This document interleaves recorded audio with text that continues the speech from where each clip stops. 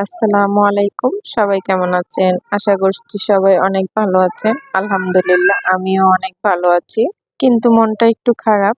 তো মনটা কেন খারাপ সেটা আপনাদের সাথে অবশ্যই শেয়ার করব। তার আগে আপনাদেরকে একটি কথা বলি, যারা আমার চ্যানেলে নতুন আছেন তারা প্লিজ আমার চ্যানেলটা সাবস্ক্রাইব করে নিবেন। আর যারা পুরাতন আছেন একটি লাইক দিবেন, দিয়ে একটু ভালো সুন্দর করে কমেন্ট করবেন। সবাই সবার মতামতটা আমাকে জানাবেন। আসলে আমি একটা সিদ্ধান্ত নিয়েছি। জানি না সেই সিদ্ধান্তটা কেমন হবে, কি হবে।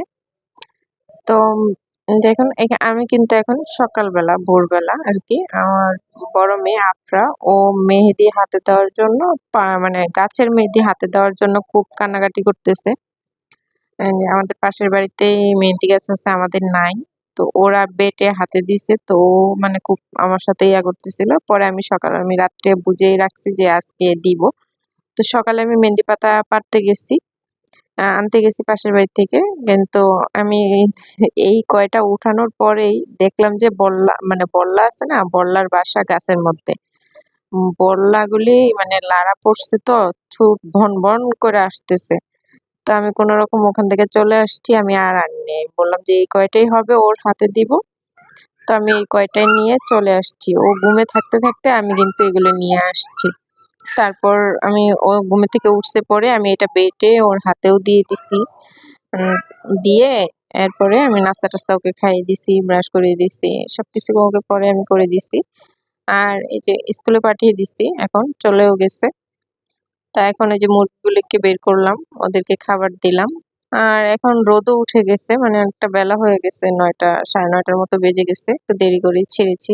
এত সকাল, সকাল আসলে ছাড়ি নাই। আর আজকে ছাড়বো না ভাবছিলাম, কিন্তু ঘরের ভিতরে না ওরা মারামারি করে। বড় হয়ে গেছে না এখন, এখন তো আর ছোট না যে ছোট, বড়। এজন্য ভাবলাম যে আচ্ছা কয়েকটা দিন ছেড়ে দেই।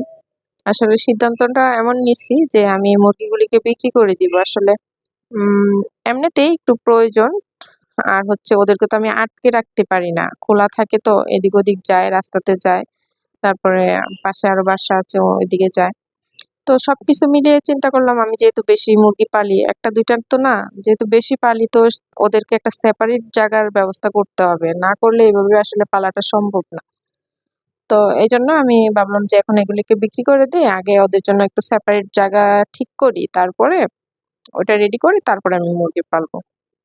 এই আরকি। তো মুরগিগুলি বিক্রি করব বলে সিদ্ধান্ত নিছি। তাই একটু মনটা খারাপ। ওদের জন্য অনেক কষ্ট করছি। এই টানা বৃষ্টি ছিল ৩ টা মাস। এই বৃষ্টিতে ভিজে, ভিজে আমি ওদেরকে খাবার খাইয়েছি, যত্ন নিয়েছি। আর আসলে আমি বাবুর আব্বুকে বলি নাই। মানে আপনাদের ভাইয়াকেও এখনো এটা বলি নাই যে আমি বিক্রি করে দিব। উনি শুনলে হয়তোবা কষ্ট পাবে। কারণ আমি যতটা না কষ্ট করছি মুরগির জন্য, উনি কিন্তু মুরগিকে অনেক বেশি ভালোবাসে। মানে মুরগি, হাঁস-মুরগি এদের প্রতি উনি খুব যত্নবান। তারপর ওখান থেকে প্রত্যেকদিন বাচ্চাদের যেরকম খবর নেয়, মুরগিগুলোরও খবর নেয় ঢাকা থেকে। তো হয়তোবা এটা শুনলে একটু হবে।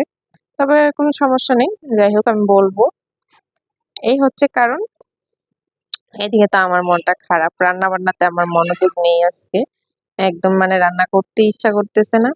কিন্তু আমি রান্না না করলে কি হবে? আমার মেয়ে তো রান্না করতেছে। এই যে দেখেন, ওকে চুলা দিতাম, ও চুলাতে রান্না করবে। এখন এই যে আমার যে চুলাটা আগের ছিল, ওইটা উঠাইছি। তো ওইটাকে আমি একটু পেতে দিছি যে রান্না করো এখানে। আর এই যে বললাম আজকে রান্নার মনোযোগ নেই। তো আলু দিয়ে মাছ দিয়ে তরকারি রান্না করছি। তরকারি কোনরকম হইছে আরকি। তো খেতে ইচ্ছা করতেছে না। পরে এই যে ২ টা ডিম ভেজে নিচ্ছি। ডিমও সাথে খাবো আরকি। তো দুপুরের খাবার এটাই। আর এদিকে আপনাদের ভাইয়াকে কিন্তু আমি জানিয়ে দিয়েছি যে মুরগিগুলি বিক্রি করে দিব। তো উনি কিচ্ছু বলে নাই।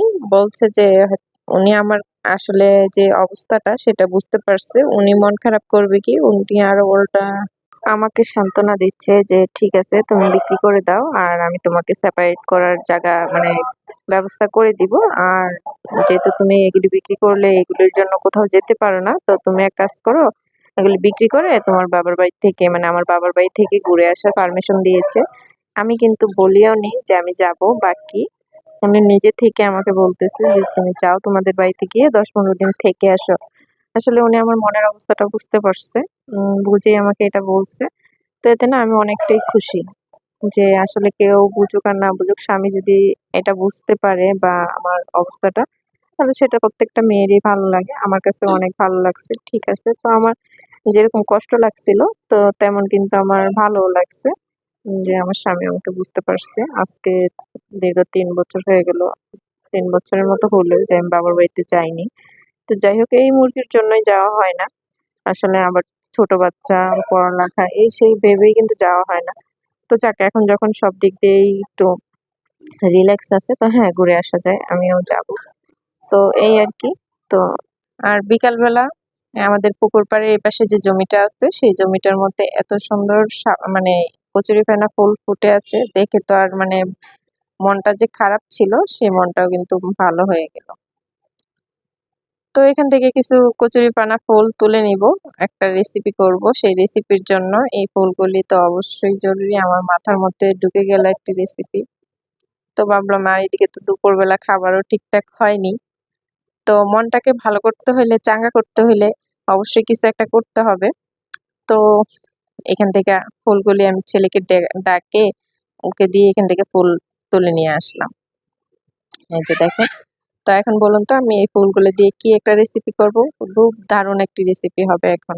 তো কচুরিপানা ফুলগুলি এনেছি, সেগুলি আমি এখন কিন্তু একটা একটা করে ভেঙে নিচ্ছি। মানে কিভাবে আমি কাটতেছি দেখেন, এগুলি চিমটে চিমটে নিচ্ছি। আর ডাল ভিজিয়ে দিছিলাম, বুটের ডাল নিয়েছি, মশারির ডাল নিয়েছি, আদা, জিরা আর রসুন বাটা এগুলি আমি বেটে নিয়েছি।